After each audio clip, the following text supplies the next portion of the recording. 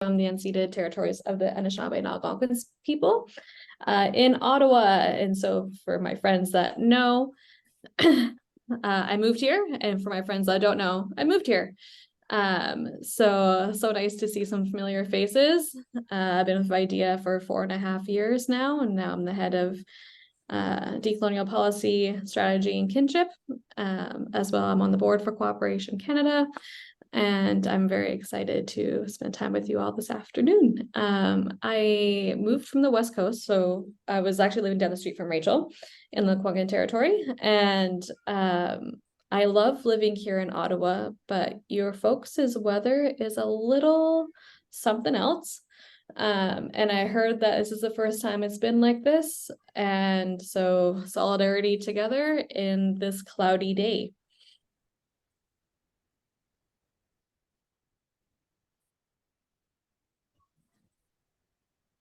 All right. So I do know a lot of familiar faces here, and I know, and I'm proud of it. I'm proud that lots of people in our sector always want to be learning and joining these types of workshops. You know, when you get an email for like, do you want to join this workshop? I feel like a lot of folks in our sector are, always participating in professional development and always wanting to expand ways of working. And so I do feel proud to work in this sector. But a lot of times workshops tend to be very colonial. And so we just wanted to put out a little bit of a warning about what kind of this workshop will look like. It may not look like other workshops, and that's kind of the point, especially as we talk about decolonizing spaces and making spaces and more anti-racist. So this workshop will be decolonial. It's okay at the end of the workshop to leave with more questions than answers. And if that's what happens, I consider this workshop a success. Fun. I really always like to add this element in. We do not need to always be sitting in boring spaces. Fun and pleasure is a decolonial way of learning. You do not need to learn while you're like yawning. This is a really exciting opportunity for all of us to create more inclusive spaces. And as we go along in this journey, creating inclusive spaces should be fun. It shouldn't be daunting. It shouldn't be all of those things. It should bring us lots of joy. It should be challenging. And a lot of times when we hold workshops around decolonization and anti-racism, people are like, but how could two things exist at the same time? I always use the example of, in this space, we are all experts and we are all students who know nothing. So those things very much exist at the exact same time, and we're all bringing in different experiences. And so allow those things to sit with you. And it will be interactive. What a privilege it is to be surrounded by a bunch of different people who have all very different experiences. And we want you to bring your voice in. This workshop is not about, me, Lily, and Kate do love attention, but it is not about us. It is about bringing all of your voices in, and we really, we encourage you to be brave and add things in because your voice is important. We also want to thank ARC for organizing not just this workshop, but all of the other workshops as well. This is really important work. And, sometimes we do get bogged down with like reporting and all of those kinds of things, and we're like, oh my god, another fucking workshop. But this is really important work, and a lot of work has been put in by ARC to be able to like figure out the logistics of organizing us all into one space and figure out a time that works for this many people, 64 people, to be on the line. And so I really applaud that good work that Cooperation Canada and ARC is doing. And I thank you for the privilege in being able to lead this workshop.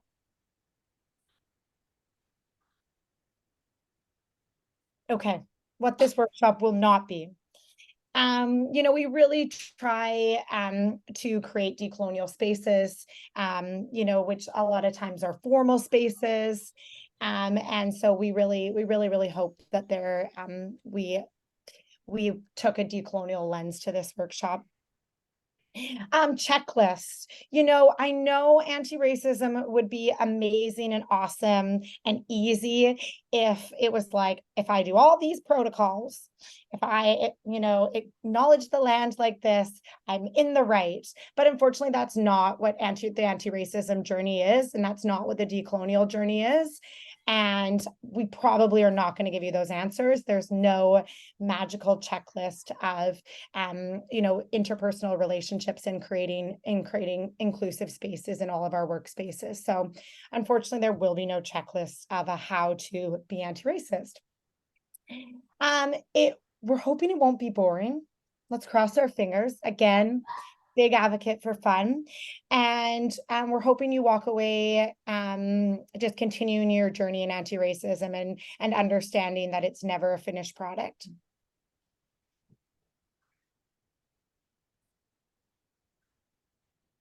Thanks, Rach.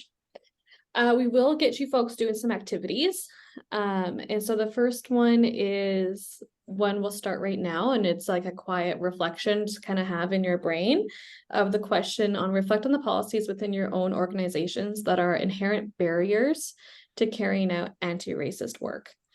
I know, like, we're very smart people, and sometimes it feels hard and difficult to be critical of the amazing work that we do, but it's really important to have that critical lens of how things aren't perfect, and that's okay. But we need to be aware of what is in our organizations, especially when it comes to policies that are stopping us from doing really, really good and important work.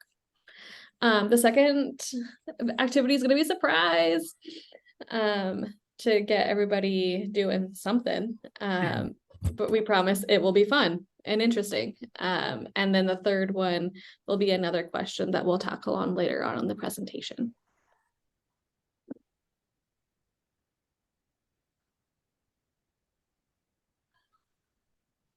Should I keep it, Kate, on this slide for that first activity? No, it's okay because it's a quiet reflection, so we can just move on to the next one. Alrighty, decolonization and anti-racism. And it sounds super intimidating and difficult, and that's okay. And we can do this together. So what we like to say at VIDEA is that, like, you can't have an anti-racism framework through a colonial lens and through pre-existing colonial frameworks, because like it doesn't link up, right? So it's very important, but to really do this work in a good way that is actually like substantial and has the longevity, like you have to go through your decolonial process. You have to go back into the ways that your organization governs itself,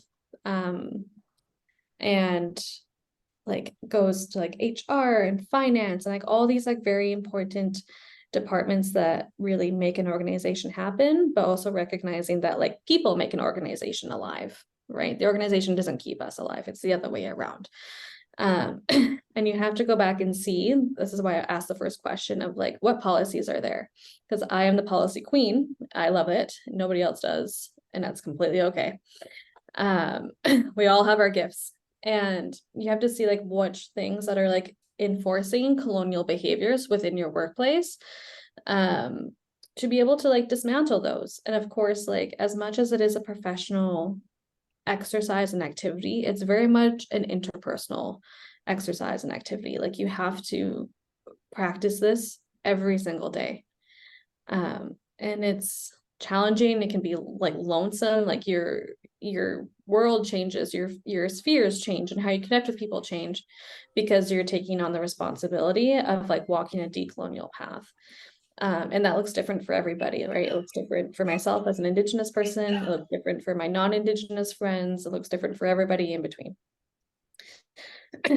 However, like if you try to put in an anti-racism framework into a pre-existing colonial machine, it's going to fail.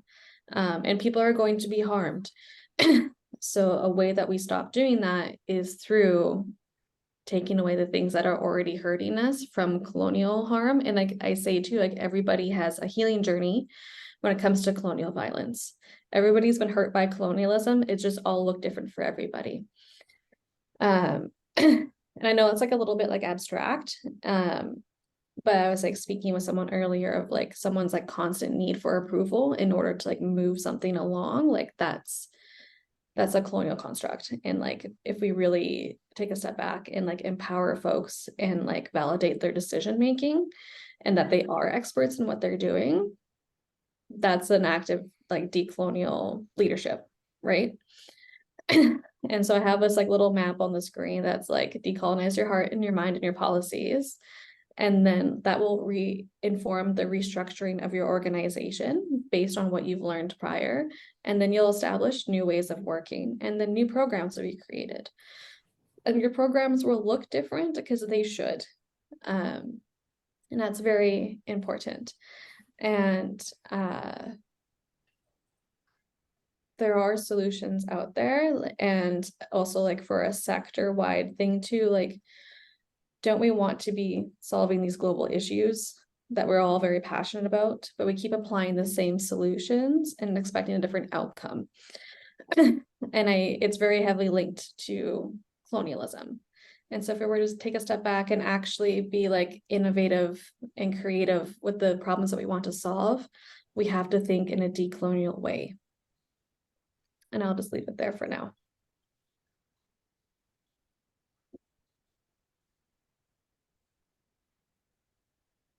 Right. Thanks so much, Kate. That was all very beautifully said, and I hope it all leaves you with, as Kate said, lots to think about. And yeah, to move it along now, we're going to break that down a little bit and chat about wellness and accessibility and how it is anti-racism work, and how incorporating it into your work, but specifically like very intentional wellness and accessibility, is a great way to work towards making your spaces more anti-racist and decolonial. So I'm going to chat a little bit about, just break it down a little bit more and talk a bit about what we do at VIDEA with wellness and accessibility, which always gets me excited. And then we'll chat a little bit and have a conversation, throw you into breakout rooms for a next activity to chat about your own spaces and what you might already do, or how you could maybe incorporate more wellness and accessibility into what you do. So I'm going to chat a little bit about wellness here. So when it comes to wellness, it's a word I'm sure all of you are very familiar with, but it's something that we at VIDEA, we're very, we really prioritize wellness in our spaces at VIDEA, and very intentional wellness. And it's really important to have spaces at VIDEA where everyone feels welcome, where folks can come in and just feel safe and sit and breathe like we did at the very beginning here. You know, everyone knows how it feels to be somewhere and not feel uncomfortable and feel like you're being judged and that you're being stared at.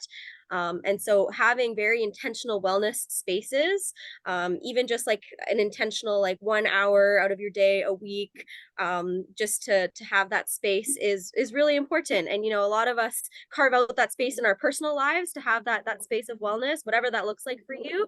But yeah, I just wanted to chat a little bit about how you can do that in your work spaces and environments as well, and just the benefits of that, and how important it is, and how it is anti-racism. Because the reality is, and you know, a lot of folks don't feel safe in lots of spaces, and they don't have those spaces where they can work on their wellness and feel heard and valued and comfortable. And so being able to carve those spaces within your own work environments is anti-racism, and it's really important. And you know, in order to create safe and anti-racist spaces, you need to open your mind to learning and to teaching. We're all teachers and we're all learners. And we, you know, when you're able to do that and not have to worry about racism or judgment, then it's easier to have better conversations and do the work that you do. So yeah, I just wanted to talk a little bit about wellness in that way, and the importance of creating those spaces where the focus is on your well-being and the well-being of those that you work with. And I'll talk a little bit later about how we do that at VIDEA, and hopefully it inspires some ideas for how you can also do that. Because I think a lot of the time it's like, well, yeah, we care about wellness, but we're not able to have a specific something every week to be able to focus on our wellness of our staff or what have you. But it's kind of easier than you might think, and it's really fun too, and exciting to be able to do this. And so yeah, we'll come back to this a little later. We're gonna come to an activity now, so I'll pass it over to either Kate or Rachel. Rachel, get the party started. All right. Okay, we're gonna get you to do a little bit of like a scenario situation. As we said before, there is a lot of knowledge in this space.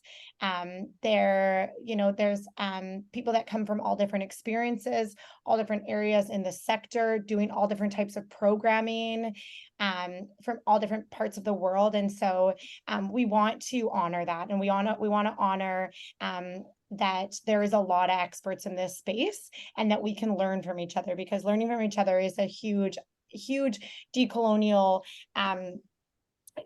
it's important in creating decolonial spaces as well as anti-racist spaces. And so we're really excited to see what people come up with.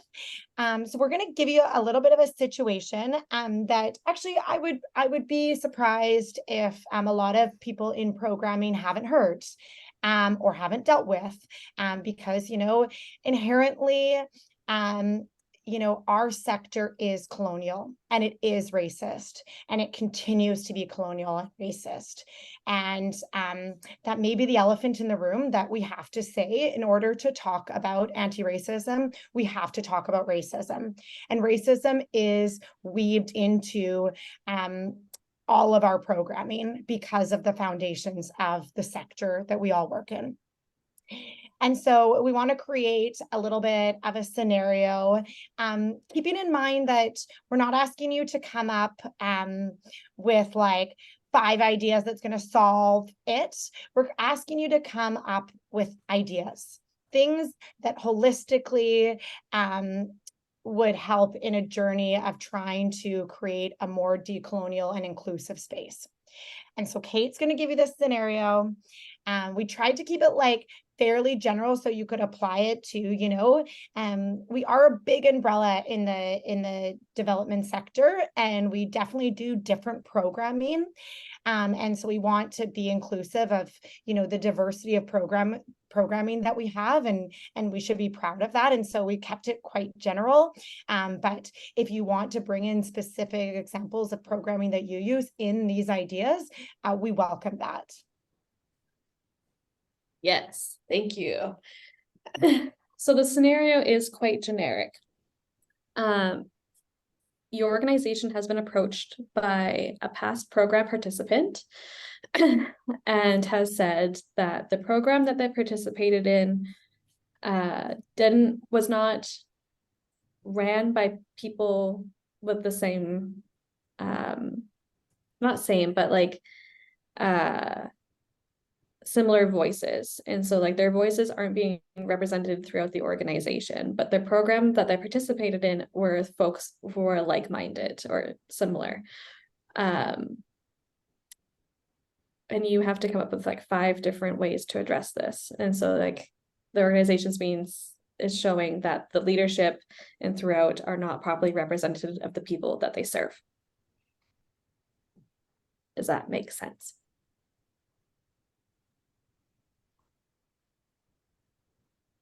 We are going to put you in breakout groups that are a little bit more intimate. I think we asked for about 5 to 7 people in those breakout groups.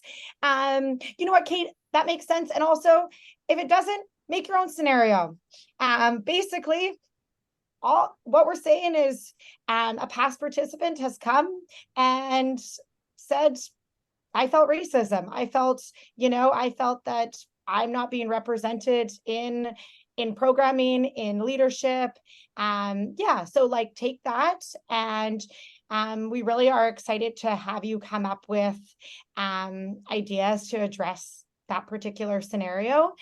So we're going to put you in groups, and we're going to give you about 15 minutes. We ask that you, you know, I don't know, voluntold or get someone to volunteer to present to the group your ideas when we come back into the group.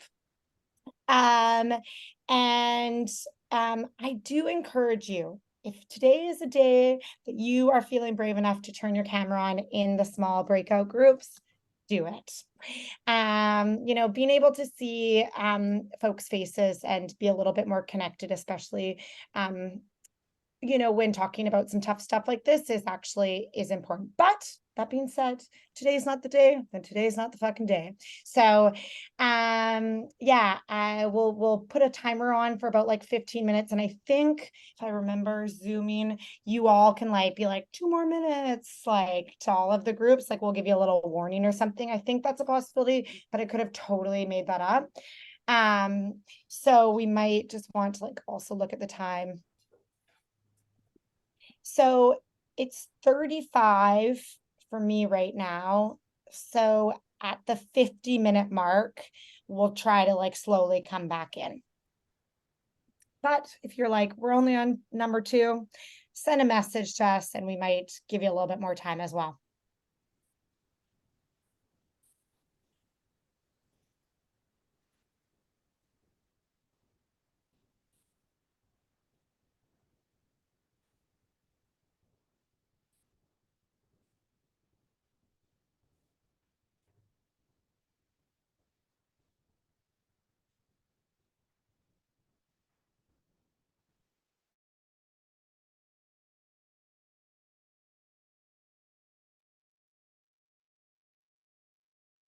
I didn't put ourselves in the breakout room, but just making sure it's fine.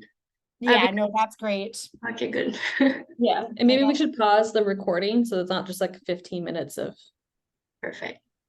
Yeah. Thank you for the reminder. Back. Excited for all of the knowledge we're going to hear about.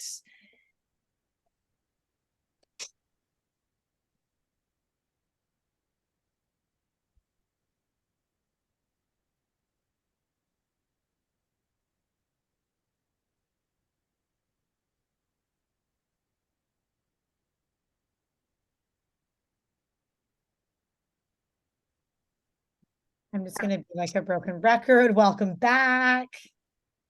Happy to see all your faces.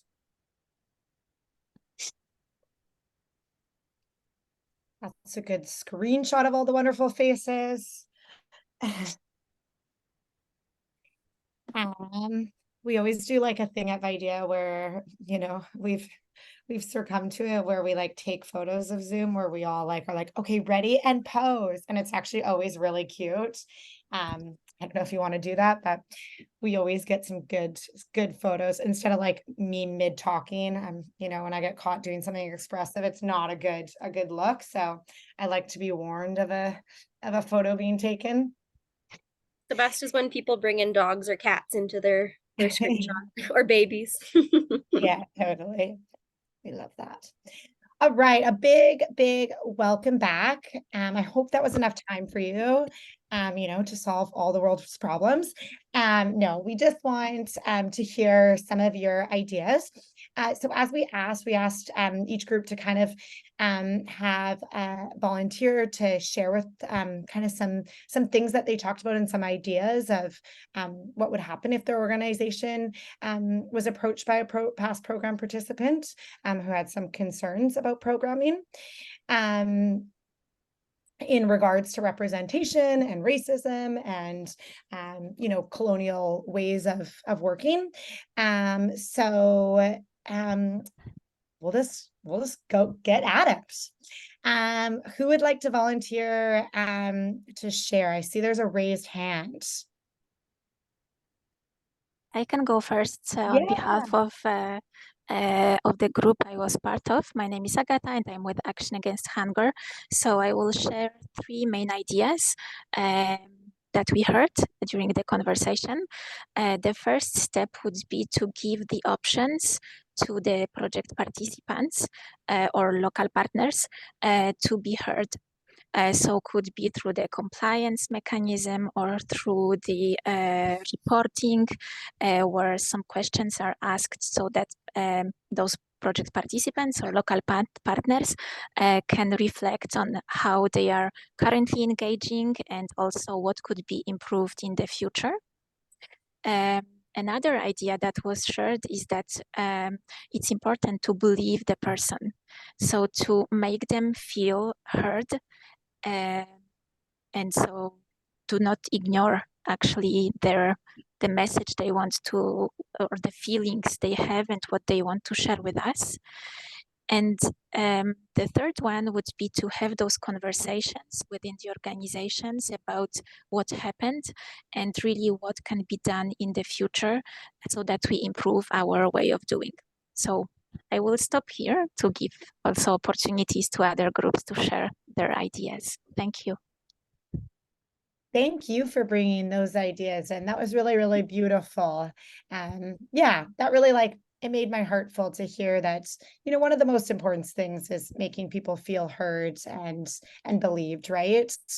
So I really, really appreciate yourself and your group bringing in those knowledges. So thank you for that. All right, Melanie, you're next on my screen. All right. So we had a lot of ideas, and I'm going to try and condense it a little bit. But at the same time, some of my group members might want to chime in if I miss something here. So we talked about an audit or staff survey because we wonder if there might have been previous incidents. I would want to talk to outside people about reviewing policies. Have there been previous experiences reported? Were there power dynamics that were not challenged? And then were there enabling conditions as well? Then compensation policies. So what procedures and policies are in place? Or are there compensation policies or HR policies that need to be looked at again? In terms of then there's listening. There often mechanisms don't exist. Someone has the courage to come back. We need someone to look at next steps. So is there a facilitator, a coworker, a supervisor, a working group that we can talk about this with to come up with next steps? And we kind of just sort of discussed as well in terms of reconciliation, is there restitution or repair? What would be meaningful to the individual who's brought back the complaint? So I hope I've covered everything that we discussed. Those are some of the ideas that we came up with.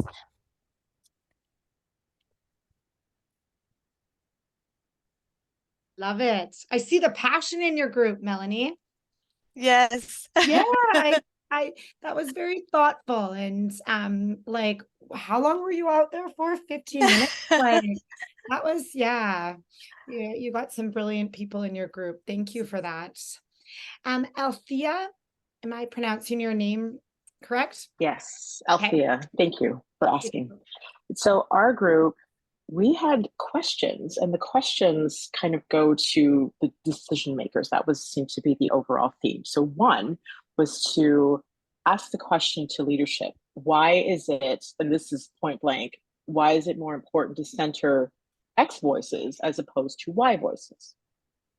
Usually the answer is going to be white supremacy, but no one will ever actually verbalize that to you.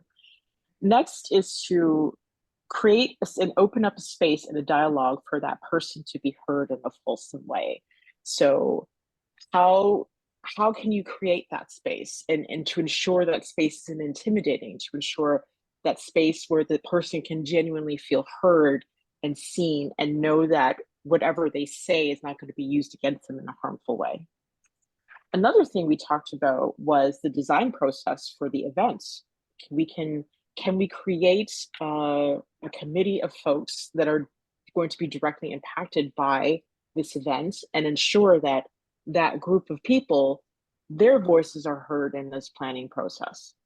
So in order to avoid not having that key representation, to ensure that the people who are actually going to be impacted by said event, there's a community of people whose voices will be heard and their feedback will be taken into the planning and execution of the event. let's talk about donors for a minute. And everybody in this space, I know myself included, we all have donors that we deal with, be it government sources or other nonprofits or foundations. Donors' voices are loud, they are impactful, and usually they really dictate how we do this work and how we execute this work. So how it even that aspect is colonial in itself, because we're appealing to a group of people who have the resources, so we can take said resources and do the work with people who don't have access to those resources. But usually that access comes with strings, reporting, parameters, frameworks, all kinds of restrictions, for lack of a better word, for that money that we're able to access to do this work. Another issue is at the leadership and decision-making level, which is typically hierarchical in nature. How do we ensure that the people making these decisions actually represent the population at large, and especially the populations that we're serving? And if they don't reflect that representation, why is that?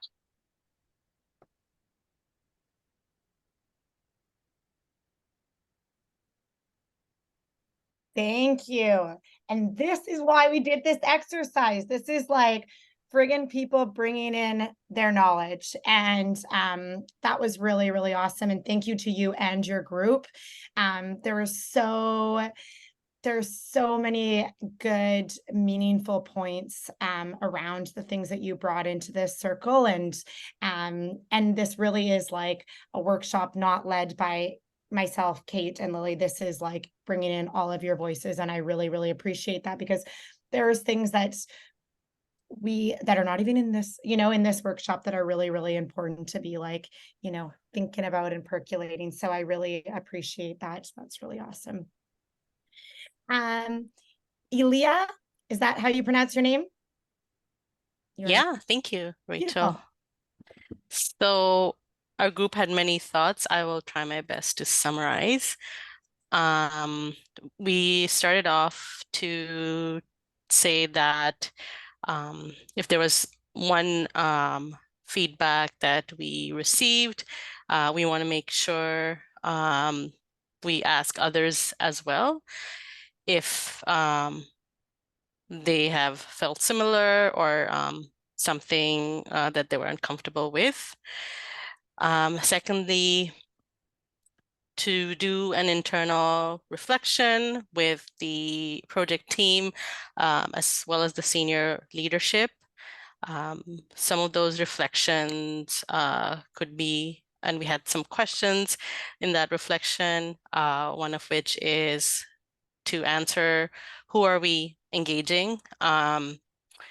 We should be,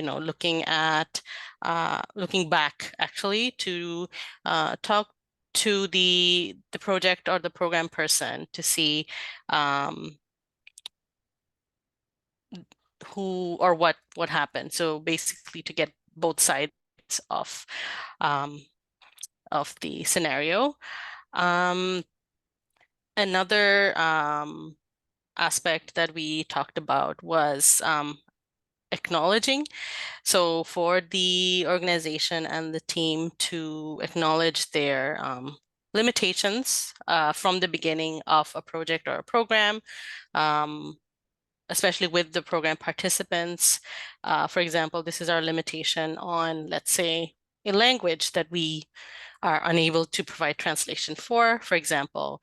A major acknowledgement is to say or internalize that we are not experts in the field or in this work, and therefore approaching the project in that methodology and the way we run the program. Another feedback or recommendation is for the organization to learn and evolve and transform, while maybe even bringing up the point that if we're not the experts, or if we feel we're not the right organization to be delivering this kind of a program, maybe we should not. Maybe we should step back and let somebody else do this work who does this better. And in the meantime, we can evolve and learn and transform. The other recommendation that we had was around inviting former program participants to be part of the selection process, or the committee that would be advising and selecting participants for the new program or the next program that would be run. And I believe two other recommendations.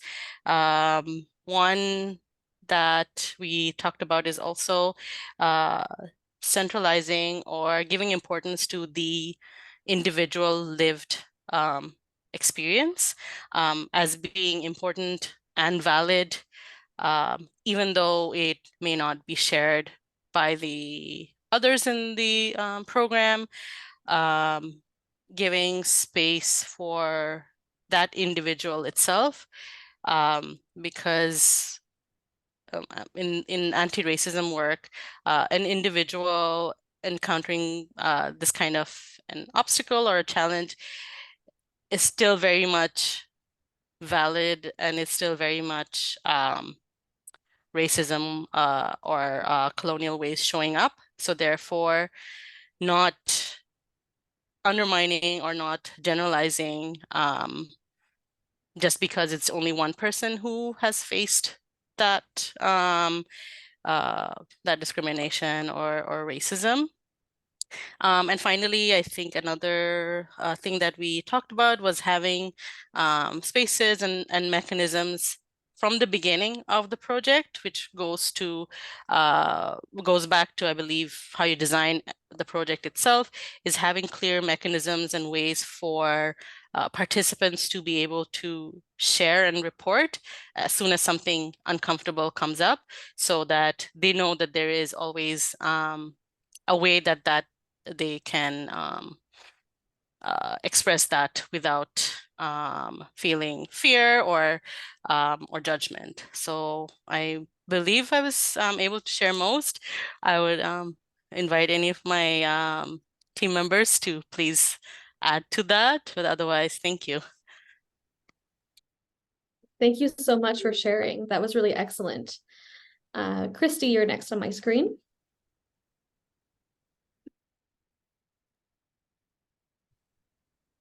So we talked a lot about the challenges just in general in this sector, in the spirit of having more questions than answers. We talked about how the structure and the flow of funds in international development is inherently neocolonial, as Althea had mentioned as well. The requirements from donors, the templates, all of these things kind of reinforce this system of inequality and some of the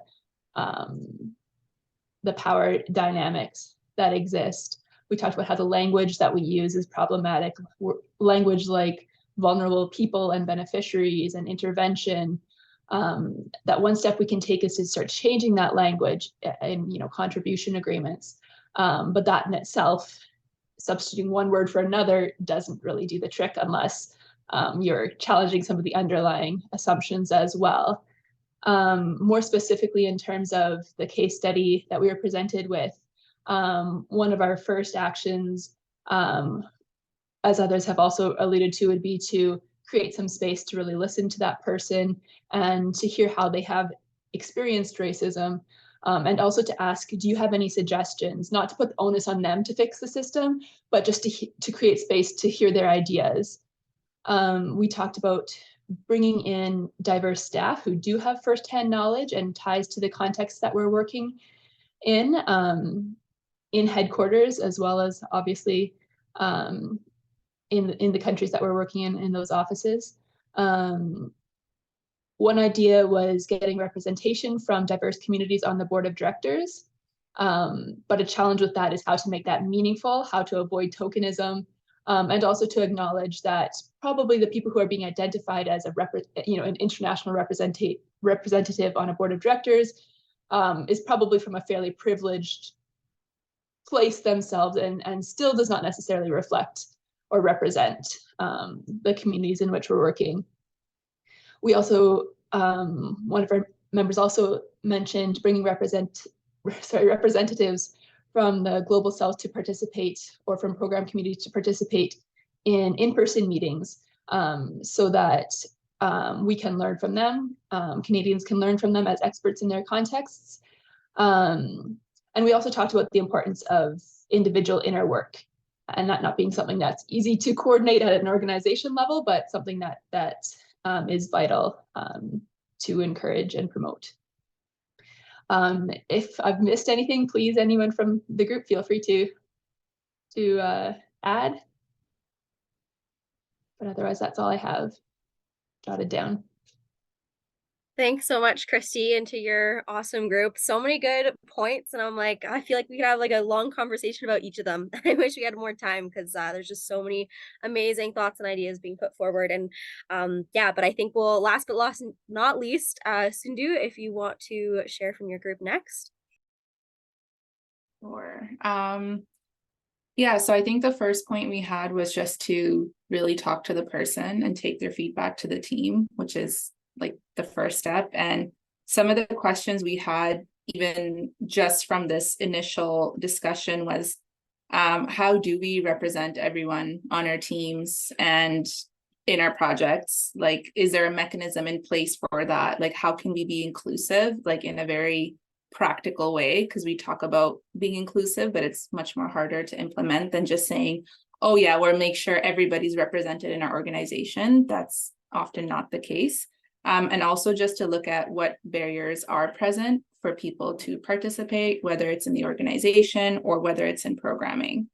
One thought we had was to not just do a review, but an external review, have a separate group to evaluate, because sometimes we have our own biases, we're attached to the way we do things. So having like a different set of eyes really critically evaluate what you're doing and what you're putting out there. And maybe it is someone from that individual who complained, like their community, to specifically see like, is our programming representing their community properly? And if you get feedback that your programming is not working, then maybe there's a need to actually go to that community or go to those groups of people and ask them, like, what do you need from us? Like, what's working, what's not working? I have a very research heavy background, so for us, it would be like qualitative data collection, focus group discussions, interviews, and if there is a problem, they will tell you what that problem is. And of course, doing it in a way so that it removes like that power from researchers and versus the people providing the data.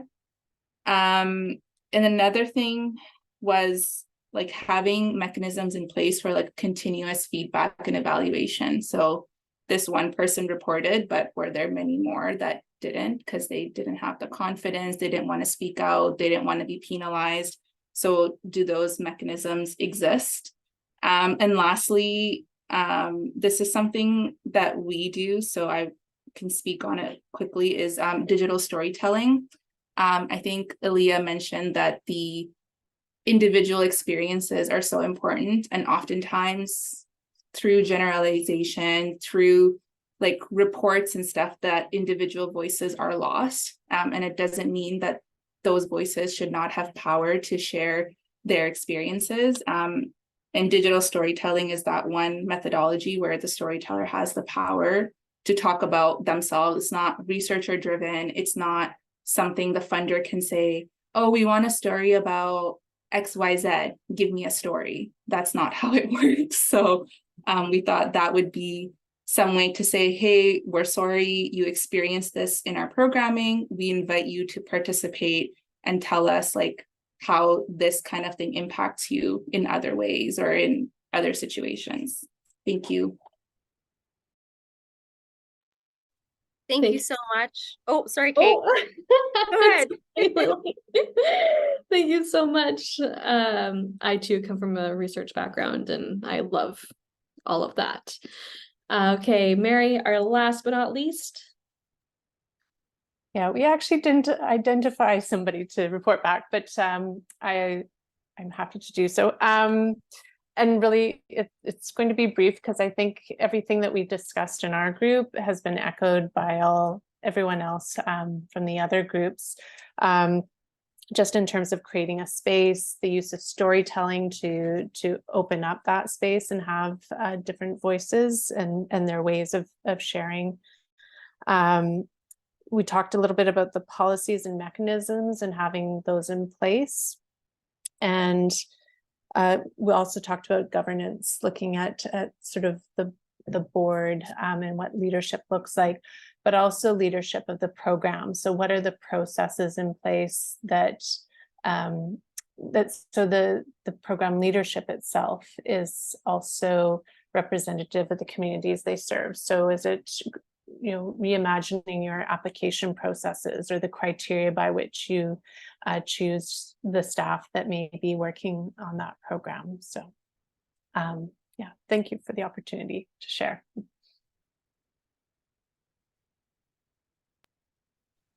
Thanks so much, Mary. And thank you everyone for your amazing participation in this activity. We were talking earlier just in the main room about how breakout rooms, people have mixed feelings about it, but just the engagement that we've seen, and we can just tell what awesome conversations you've all had. And yeah, we really do think it's the best way to learn from each other, and especially to share it all as a big group like this. So thank you all so much. That was really incredible, and I've learned a lot from all of you.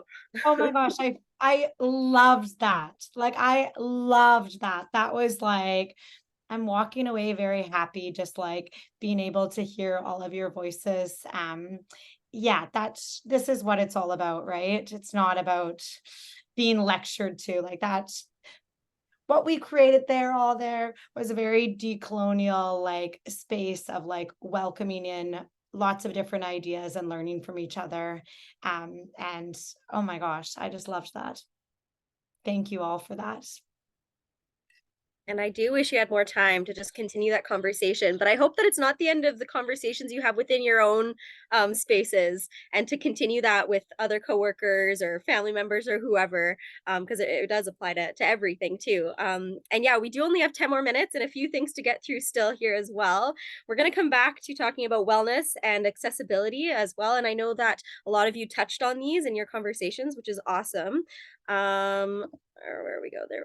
Awesome. So yeah, just quickly to talk a little bit about accessibility and how making spaces in work environments more accessible is anti-racism as well, because so many barriers to accessibility are rooted in racism and colonial violence. So, you know, things like unsafe spaces where folks just don't feel like they are able to share their words while being heard, or they don't feel safe to do so. That's rooted in racism and colonial violence. And things like value on knowledge sets. So many spaces only recognize and value Western knowledge sets like degrees and, you know, things like that. So that's also a huge barrier to accessibility, and eligibility requirements with things like job postings and things like that. And oh, I'm not going to apply for this because I don't have this, that, and this. It's a big barrier to accessibility as well. And yeah, like I said, it's all rooted in that racism. And so working to really intentionally make spaces more accessible is anti-racism, because you're going against that and removing any barriers that prevent full participation of everyone. So looking at, okay, how can I make the space more inclusive? How can I uplift and empower the voices of those who are silenced and marginalized? How can I make sure that their voices are not just at the table, but listened to and incorporated into decision making?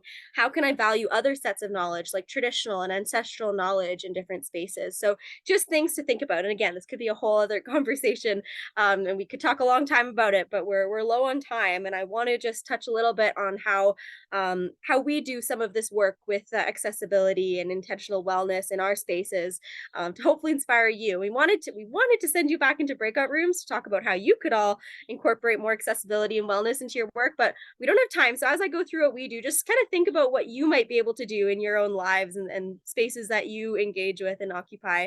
We'll get to that in a second. But at VIDEA, I love talking about this because we do some super fun things for wellness and accessibility. So coming back to wellness, we have something called Indigenous Wellness Wednesdays every week.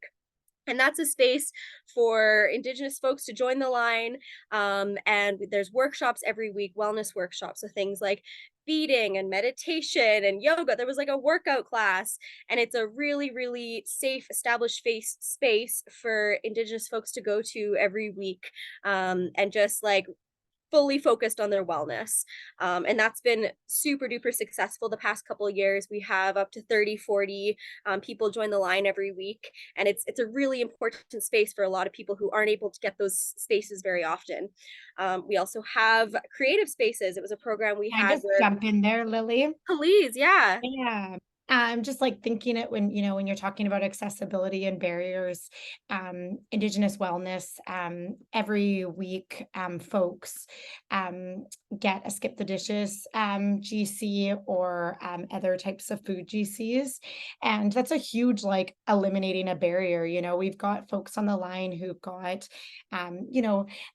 kids that they have to prepare dinner for, or themselves, and if it's like, oh, I got to join this Zoom call and focus on my wellness plus make food, maybe that's a barrier to them that just won't be doable. And so trying to like eliminate some of those barriers, like, if you don't see people showing up, kind of asking yourself what accessibility things are folks like, what are the reasons they're not coming. And that one, oh my gosh, Wellness Wednesday, we like, it just started very small, and now it's an informal space. You can come one week and not the other, but we see upwards of sometimes 50 people on the line every week. So it's pretty cool. It's very awesome space. And yeah, thanks for talking about the gift cards. That's just in general too, when it comes to anything you're doing where you're not getting the engagement you want, you just thinking deeper, like, okay, well, why aren't we getting this engagement? And then how can we solve that? And just quickly going through other things, we have team meetings twice a week that are solely focused on like team bonding and getting to know each other better. And that's focusing on the wellness of everyone, as well as making it more accessible for folks too. And I loved that, Cindy, you mentioned digital storytelling. We also love storytelling at VIDEA. We have a storytelling hour every week on Monday nights. And that's been a space we've had since the pandemic, basically. That's when it first started, where folks join from all over the world and share stories. And it's been a huge, just really important for a lot of people the past few years, and really helped with people's wellness and ways to interact, especially when we couldn't interact in person. It was really awesome. And then for accessibility, we have a whole inclusion team. And so they're really our guides when it comes to the inclusion and accessibility work that we do at VIDEA. But just going back to some of those barriers that are there with things like job postings and eligibility requirements, we really focus on having accessible language in everything we do at VIDEA. And when it comes to things like job postings, we really value alternative sets of knowledge and make sure that our job applications and postings are really accessible and inclusive to everyone. We don't have a whole long application form where they need to have like a CV or a resume. We like to just like meet people where they're at and get to know them and see if they're right for the job. And Lily, I'll mention too that, we make mistakes as well, but I think it's like, learning from those mistakes. I manage the International Indigenous Internship Program. And in our last applications, we got about 300 applications from Indigenous youth from across the nation. And there was one question we had on there that I think, no word of a lie, 170 people did not fill out. And that was a mistake that we made.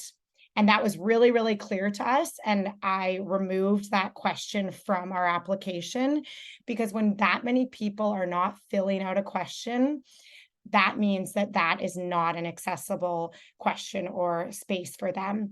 And it was really cool to kind of see like, hey, that was a mistake we made. That's a barrier for people, answering that particular question. If 170 Indigenous youth are not answering it, then it needs to be taken out. And I really appreciate Leah, just like that ability to be transformative and like, shape shift and change as you like, listen to folks and look for those clues as well in accessibility. We're constantly learning, and we're on this journey with everyone too. So yeah, you're never really there. You're never done this process. We're always learning and improving. So yeah, I hope that inspired you all a little bit in looking at some of the work that we do with accessibility and wellness, and maybe something you could incorporate into your work. But I do encourage all of you, we are not doing the breakout room activity anymore, but I do encourage all of you to really think hard about what changes that you can make in the spaces that you work in to prioritize wellness and accessibility, as it is, yeah, anti-racism. And if you do want to put something in the chat, you're so welcome to, or else you can just like think about it, talk with your coworkers about what you can do to prioritize this. Yeah, so I'll pass it over to you, Rachel. All right, I'm gonna do it in the 3 minutes that we have because I'm gonna respect all of your work days. So I'll be quick. So, I really just wanted to share a story. I know that, we all work, as like a lot of you mentioned, it can be really difficult working with funders who are working in really colonial spaces. But, we do share this. About 5 years ago, when Kate Hertech started with us, we really made decolonizing our organization our priority.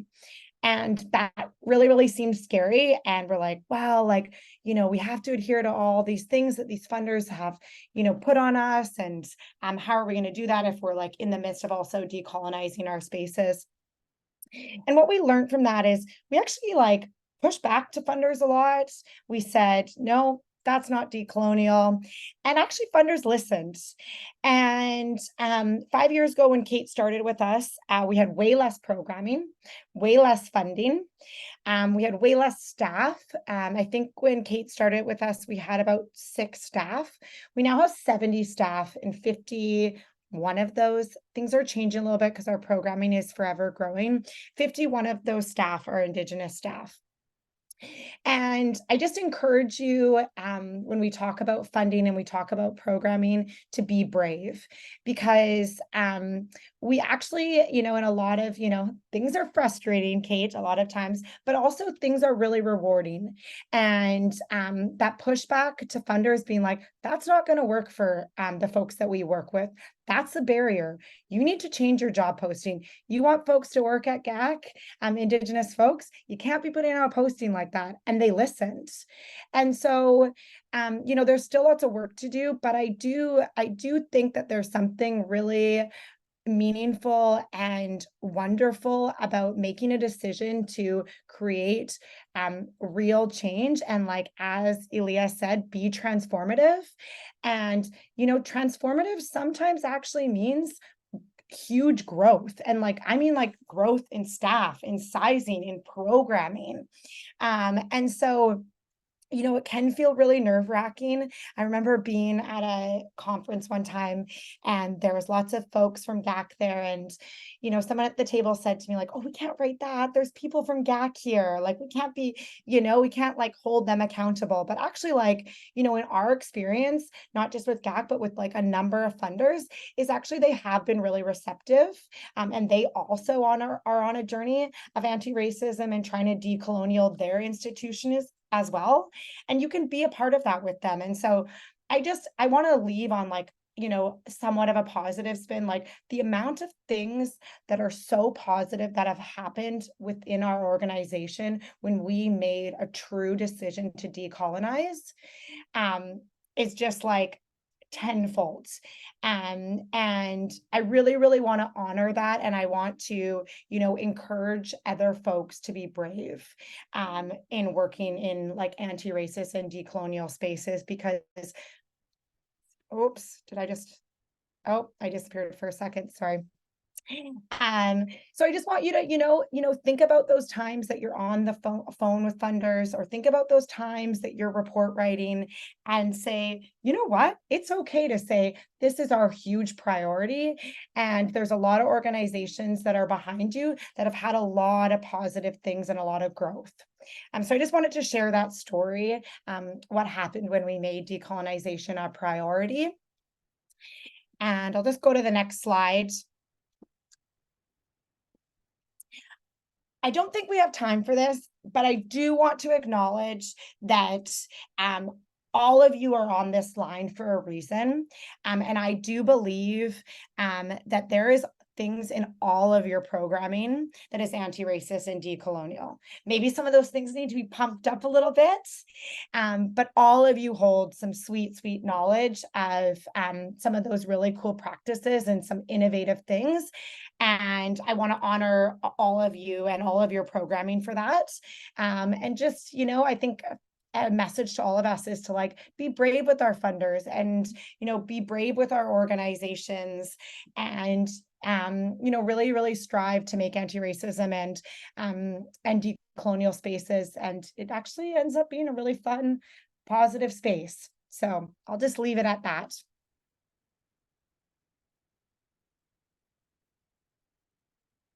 And yeah, big thank you to ARC for letting us come and meet you all. I'm like so friggin', as I said before, the exercise we did before, I'm like, snaps to all of you. I'm like, yes, that worked so wonderful, because you all brought some incredible like vibes and energy, and I really, really appreciate that. But I'll give it up to Kate and Lily as well, if you want to add anything before we Yeah, just Kuyanami, thank you everybody for being present in the circle today and bringing your full self into the space and learning from each other. It was really beautiful to watch.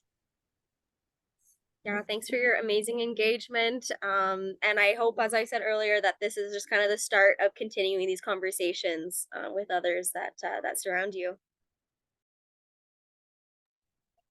A big thank you to you folks for an amazing, amazing, amazing presentation. Again, always super, super excited to work with you folks and to hear from you folks and to exist in the spaces that you create. Thank you to everyone who participated. It is always very nice to see an engaging crowd, folks who are ready to talk things through, who aren't scared to navigate these unsure waters where we try to innovate and build structures to build safer and more sustainable futures and really rethink the work that we're doing, especially in work that is affecting people's lives on a day-to-day basis and builds the capacity and the capabilities and the possibility in the futures of so many people. And so thank you for staying engaged. Thank you for staying committed. Thank you for staying present. And we really hope to see you folks again. And until then, good luck, because we know that this is hard work. And I always almost forget, always a big thank you to the Government of Canada, to Global Affairs for funding us and for allowing us to be able to have these spaces. When you folks close out this meeting, there'll be a survey that is sent to you. And if you could, please fill it out. As you know, being funded by the government means that they want to know that people are coming to our sessions and are enjoying them. So if you have the opportunity, you have the time, definitely let us know how this was for you folks. It also, on top of just being something that is required of our programming, really helps us build more engaging programming, like was just talked about in this session, right? We don't want to just keep creating from our own perspectives and our own lenses. We want to make sure that we're hearing from folks and really molding the way that we work to what best allows people to engage and learn. So survey. But again, thank you so much and have a great, great, great, great rest of your day. Bye. Thank you. Bye-bye. Bye.